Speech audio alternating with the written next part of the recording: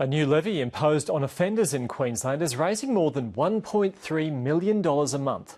The revenue is meant to help victims of crime, but some is being spent on administration. David Kay went to court to contest a speeding infringement, accepted a deal and paid a fine. But that wasn't the end of the matter.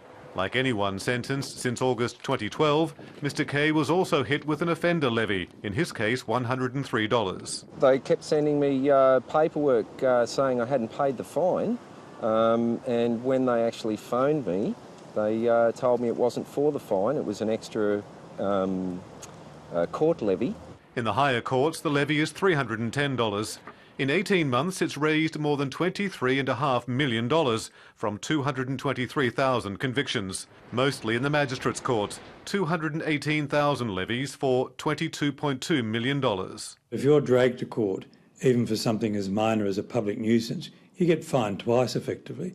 You get fined for the act of public nuisance, then you've got to pay this offender levy. But just over half has actually been collected. So what's the levy being used for? When it was introduced, the Attorney-General said the revenue would go to frontline services and support for victims of serious crime. Although the Attorney can't say yet what percentage has gone to victims. There's a large proportion, but the intention, of course, would be that every bit that we can get in terms of administering it goes back to the justice services to make sure that victims of crime have a say.